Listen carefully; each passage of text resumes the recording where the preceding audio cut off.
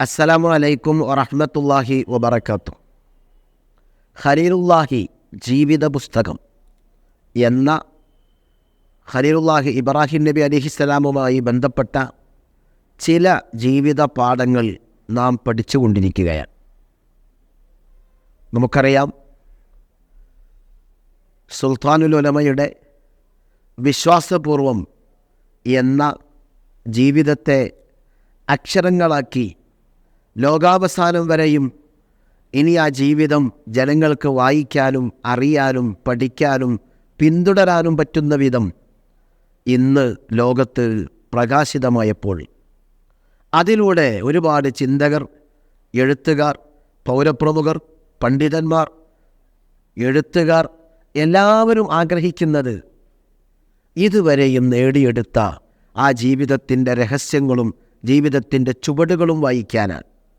പലരും പലതും പിന്തുടരും, പലരും പലതും പഠിക്കും, പലർക്കും പലതും മാതൃകയാകും. അതൊരു സത്യമാണ്. ഖലീലുല്ലാഹി ജീവിത പുസ്തകം എന്നതും സത്യത്തിൽ പരിശുദ്ധമായ ഖുർആൻ ആ ജീവിതം പ്രകാശനപ്പെടുത്തിയിട്ടുണ്ട്. ഖലീലുല്ലാഹി ഇബ്രാഹിം നബി അലൈഹിസ്സലാമിൻ്റെ ജീവിതം പരിശുദ്ധമായ ഹദീസുകളിലൂടെ പ്രകാശനം കണ്ടിട്ടുണ്ട്. പണ്ഡിതന്മാർ വ്യാഖ്യാന ഗ്രന്ഥങ്ങളിലും ചരിത്ര ഗ്രന്ഥങ്ങളിലും ആ ജീവിതം അക്ഷരങ്ങളാക്കി വച്ചിട്ടുമുണ്ട്. നോക്കൂ നിങ്ങൾ, വളരെ പ്രധാനപ്പെട്ട ഇബ്രാഹിം നബി അലൈഹിസ്സലാമുമായി ബന്ധപ്പെട്ട ഒരു വിവാദമാണ്. ആ വിവാദം ചെന്നെത്തുന്നത് എവിടേക്കാണ്? അഷ്റഫുൽ ഖൽഖ് മുഹമ്മദുർ റസൂലുള്ളാഹി സ്വല്ലല്ലാഹു അലൈഹി വസല്ലമ തങ്ങളിലേക്കാണ്. നബി തങ്ങളുടെ പ്രിയപ്പെട്ട ഉമ്മ ആമിന ഉമ്മ റളിയല്ലാഹു അൻഹയും അവിടുത്തെ പ്രിയപ്പെട്ട പിതാവ് അബ്ദുള്ള റളിയല്ലാഹു അൻഹുവും അവരൊക്കെ കാഫിറാണ്. നബി സല്ലല്ലാഹു അലൈഹി വസല്ലമ തങ്ങളുടെ പരമ്പര സംശുദ്ധമല്ല, ആ പരമ്പരയിൽ കാഫിറുകൾ ഉണ്ടായിട്ടുണ്ട് എന്ന് തെളിയിക്കാൻ പുത്തൻവാദികൾ ഇവിടെ സ്റ്റേജുകൾ ഉപയോഗിച്ച് പ്രയാസപ്പെട്ടുകൊണ്ടിരിക്കുകയാണ്. അതിനവർ പ്രധാനമായും ഉപയോഗിക്കുന്ന ഒരു ആയത്ത്, വൈദ് ഖാല ഇബ്രാഹിമു ലി അബീഹി ആസർ അതത്തഖിദു അസ്നാമൻ ആലിഹ ഇന്നി അറാക വ ഖൗമുക ഫീ ളലാലിൻ മുബീൻ. ഇബ്രാഹിം നബി അലൈഹിസ്സലാം തൻ്റെ അബിനോട്, തൻ്റെ പിതാവിനോട്, അഥവാ ആസർ എന്ന് പറയുന്ന ആളോട് പറഞ്ഞു, നിങ്ങൾ ബിംബങ്ങളെ ആരാധ്യ വസ്തുക്കളായി കാണുകയാണോ?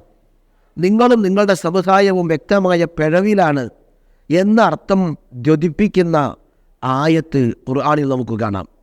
ഇതെടുത്ത് വെച്ചുകൊണ്ടാണ് ഇബ്രാഹിം നബി അലൈഹിസ്സലാമിലൂടെ കടന്നു പോകുന്ന മുത്തു റസൂൽ സ്വല്ലല്ലാഹു അലൈഹി വസല്ലമ തങ്ങളുടെ പരമ്പര സംശുദ്ധമല്ല.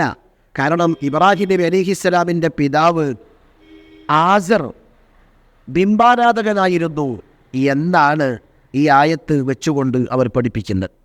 യഥാർത്ഥത്തിൽ എന്താണ് വസ്തുത? അങ്ങനെ മുത്തു റസൂൽ സ്വല്ലല്ലാഹു അലൈഹി വസല്ലമ തങ്ങളുടെ പരമ്പരയെ അശുദ്ധമാക്കാൻ ഈ ആയത്തോ ഇബ്രാഹിം നബി അലൈഹിസ്സലാമിൻ്റെ ചരിത്രമോ പിടിക്കേണ്ടതുണ്ടോ? ഇബ്രാഹിം നബി അലൈഹിസ്സലാമിൻ്റെ പിതാവ് യഥാർത്ഥത്തിൽ ആസർ തന്നെയാണോ? അബീഹി എന്ന് പറഞ്ഞത് ആ പ്രയോഗം കൊണ്ട് ഉദ്ദേശം സ്വന്തം നേരെയുള്ള പിതാവ് തന്നെയാണോ, അതോ പിതൃ സഹോദരന്മാരാണോ? നാം അതൊന്ന് പഠിക്കേണ്ടതാണ്. പണ്ഡിതന്മാർ ഈ വിഷയ സംബന്ധമായി ചർച്ച ചെയ്തിട്ട് വൈവിധ്യ കിതാബുകളിൽ കാണാം. മഹാനായ അബ്ദുല്ലാഹി ഇബ്നു അബ്ബാസ് റളിയല്ലാഹു അൻഹുമ ഖുർആൻ വ്യാഖ്യാതാക്കളിൽ പ്രധാനിയാണ്. മഹാനവറുകൾ പറയുന്നു, അന്നസ്മ അബീഹി താറഹ്. ഇബ്രാഹിം നബി അലൈഹിസ്സലാമിൻ്റെ ഉപ്പയുടെ പേര് ആസർ എന്നല്ല, താറഹ് എന്നാണ്. ഹ ആണ്, പുള്ളിയില്ലാത്ത. അഹ്ലു കിതാബുകാർ പറയുന്നു താറഹ് എന്നാണ്.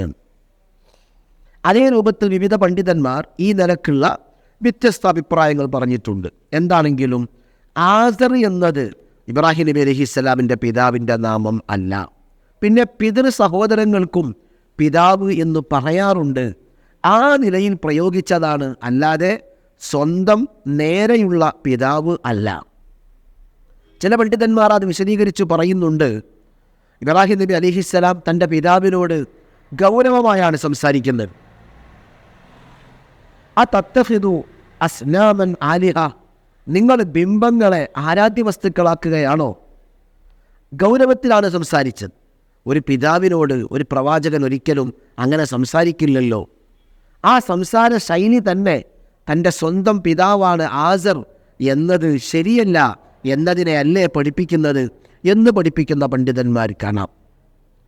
വേറെയും അനവധി പണ്ഡിതന്മാർ വിശദീകരിച്ചു പറയുന്നു, നബി സല്ലല്ലാഹു അലൈഹി വസല്ലമ തങ്ങളുടെ പരമ്പരയിൽ ഒരു അശുദ്ധിയും ഇല്ല. ഇന്നമൽ മുശ്രികൂന നജസുൻ എന്ന് പറയുന്ന ആയത്ത് വെച്ചുകൊണ്ട് ഒരു അശുദ്ധിയും പറയാനില്ല. ആ പരമ്പരയിൽ യഥാർത്ഥ തൗഹീദ് വിശ്വാസികളല്ലാത്ത ആരും കടന്നു വന്നിട്ടില്ല.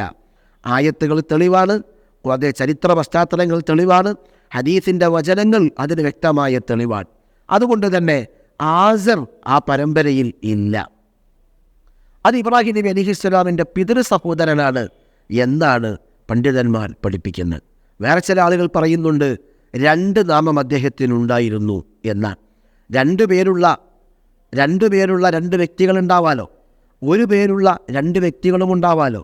ആ നിലക്ക് ആയിരിക്കാം എന്നഭിപ്രായപ്പെട്ടവരുമുണ്ട്. എന്താണെങ്കിലും പിതൃ സഹോദരനെക്കുറിച്ച് പിതാവ് എന്ന് വിളിച്ച് പറഞ്ഞ ആ ആയത്തെടുത്തുകൊണ്ട് മുത്ത് റസൂൽ സ്വല്ലല്ലാഹു അലൈഹി വസല്ലമ തങ്ങളുടെ പരമ്പരയെ അശുദ്ധമാക്കാൻ ഉപയോഗിക്കുന്നത് ഖുർആനിൻ്റെ വ്യാഖ്യാനങ്ങളെക്കുറിച്ച് അറിവില്ലാത്തതുകൊണ്ടാണ്. തഫ്സീറുർ റാസി അതൊന്ന് പരിശോധിച്ചാൽ, തഫ്സീറുർ റൂഹുൽ മആനി വളരെ വിശദമായി പരിശോധിച്ചാൽ അങ്ങനെ ഒരുപാട് ഗ്രന്ഥങ്ങളിൽ ഈ വിഷയം വളരെ വിശദമായി പഠിപ്പിക്കുന്നത് കാണാം. അതുകൊണ്ട് ഖലീലുല്ലാഹി ജീവിത പുസ്തകം നമ്മൾ വായിക്കുമ്പോൾ അവിടുത്തെ പിതാവുമായി തന്നെ ബന്ധപ്പെട്ട് കിടക്കുന്ന ഈ ഒരു വിവാദം നമ്മൾ അറിയുകയും അതിൻ്റെ വസ്തുത മനസ്സിലാക്കുകയും കപടത കാണിച്ച് മുത്തുനബി സല്ലല്ലാഹു അലൈഹി വസല്ലമ തങ്ങളുടെ പരമ്പരയെ അശുദ്ധമാക്കാനുള്ള ശ്രമങ്ങളെ നമ്മൾ വായിച്ചെടുക്കുകയും വേണം എന്ന് മാത്രം ഈ സമയത്ത് ഓർമ്മപ്പെടുത്തുന്നു. അസ്സലാമു അലൈക്കും വറഹ്മത്തുള്ളാഹി വബറകാതുഹു.